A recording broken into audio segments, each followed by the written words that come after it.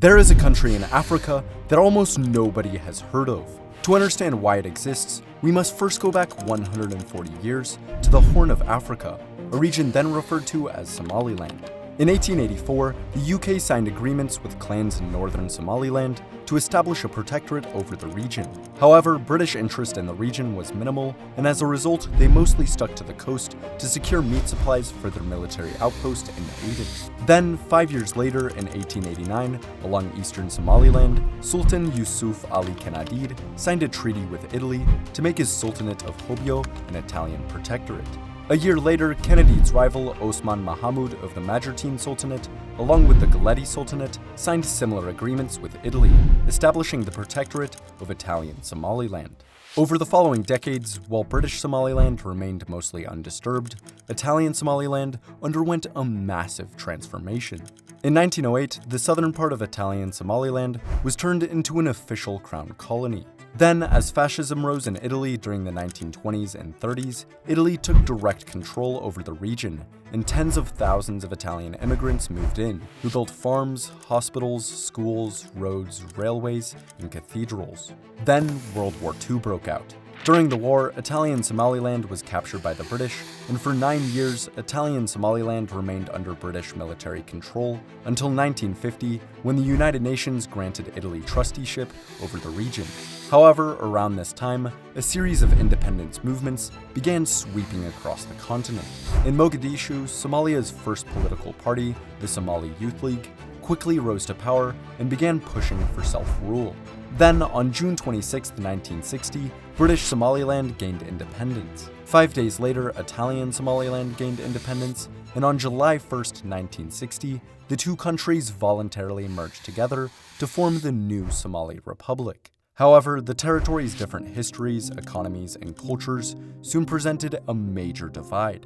Throughout the early 1960s, referendums that had won a majority in the South began being rejected by northern territories. And in December 1961, when northern paramilitary organizations were placed under Southern command, they revolted. The North's second largest political party began openly advocating for secession. By the late 1960s, Somalia's political unity was crumbling. Then, on October 15, 1969, Somali President Abdirashid Ali Shermarke was assassinated. His death was quickly followed by a military coup d'etat, which placed Major General Mohammed Siad Barre in power. Over the next decade, the Barre regime became increasingly authoritarian, and in 1977, it invaded the Ethiopian region of Ogaden before suffering a humiliating defeat as Soviet-backed Cuban forces forced Somali troops out. This retreat forced the Western Somali Liberation Front into northern Somalia, where under the support of the Barre government, they antagonized, looted, and attacked local civilians of the Isaac ethnic group. Outraged by this abuse, in 1981, Somali expats in Saudi Arabia and the UK formed the Somali National Movement, or SNM, an organization calling for the overthrow of the Barre regime and the establishment of a just and democratic system. A year later, the SNM relocated its headquarters to Ethiopia, where it united with Isaac army officers and fighters to form the nucleus of the movement's armed branch. From here, the SNM launched a guerrilla war against the Barre regime, and over the next decade, completed numerous hit-and-run and rescue operations. Then, in May 1988, the SNM attacked and captured the city of Barre. And on May 31st, they began an attack on Hargeisa, the second largest city in the country.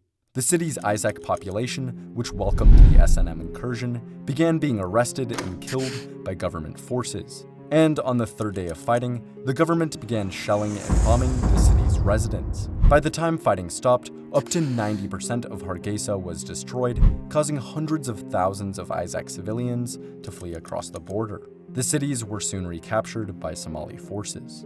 While the attack was unsuccessful and claimed the lives of nearly half of all SNM fighters, the cruelty of the Barre regime united the Isaac people behind the SNM, and volunteers began flooding in. By June 1989, the SNM was again actively mounting attacks across the northwest. In response, the Barre regime began a mass genocidal campaign against the Isaac people. Between 1987 and 1989, an estimated 200,000 members of the Isaac tribe were massacred.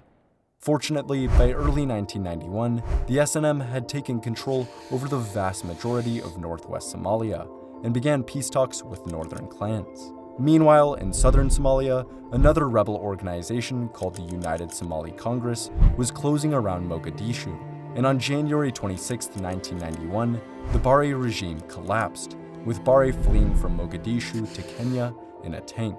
This collapse left behind a power vacuum, and soon opposition groups began competing for influence. Meanwhile, in the north, the SNC and northern clans had come to an agreement, and on May 18, 1991, they declared independence from the rest of Somalia as the new Republic of Somaliland. Before we discuss modern-day Somaliland, let me introduce today's sponsor, Surfshark VPN. Surfshark is a virtual private network, or VPN, that encrypts the information sent between your device and the internet, keeping you safe from hackers and identity theft. This is especially important when using unsecured public Wi-Fi, which leaves your information vulnerable to being intercepted. In addition, Surfshark allows you to change your virtual location to anywhere in the world, bypassing censorship and giving you access to content only available in other countries. I also love Surfshark's Clean Web feature, which allows you to block ads, trackers, and malware while surfing the web.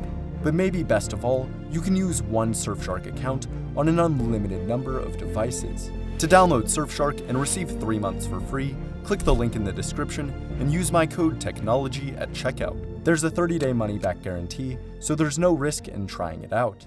Thank you, Surfshark, and now back to the video.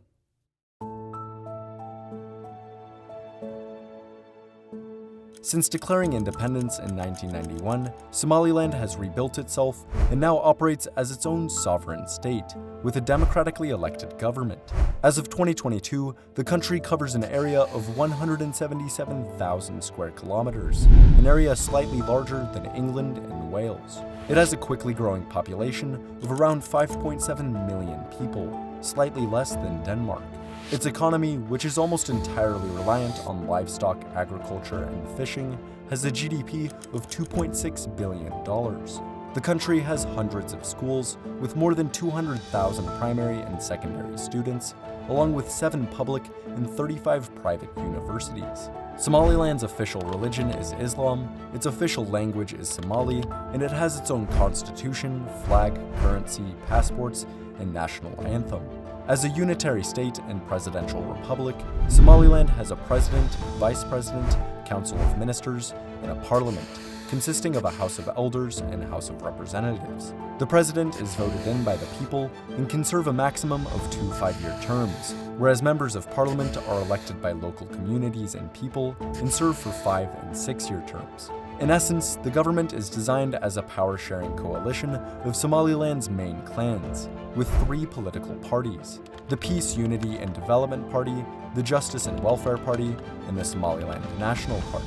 And, while far from perfect, Somaliland's democracy serves as a light of freedom and stability in a region racked by internal conflict and largely devoid of political rights and civil liberties. It is also its own country in pretty much every way. Despite this, it is not internationally recognized, for a host of reasons. Many countries have economic and political ties with Somalia that they aren't willing to sacrifice, and many fear that recognizing Somaliland would lead to other secessionist movements across Africa. And for countries like the US and many EU countries who are trying to stabilize Somalia, recognizing Somaliland would only complicate the situation.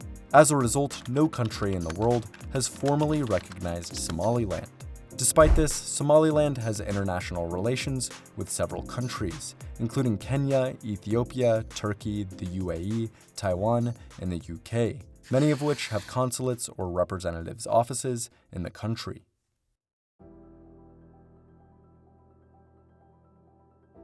Despite its lack of international acceptance, Somaliland is working hard to grow its economy and ultimately gain recognition. The country has high potential for both onshore and offshore oil and gas reserves, as well as metallic minerals such as gold, copper, iron, tin, and lead.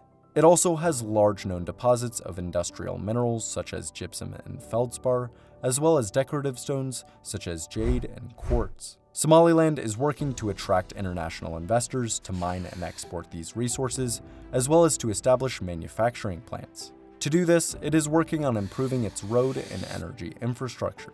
In addition, Somaliland is situated right along one of the world's busiest shipping routes. It is trying to capitalize on this to become a global trade hub, linking inland Africa to the rest of the world. In 2016, it signed a $442 million deal with Dubai-based ports manager DP World to establish a regional trade and logistics hub at the port of Berbera to help accomplish this goal. Lastly, Somaliland is rich in natural and prehistoric attractions that it hopes will attract tourism.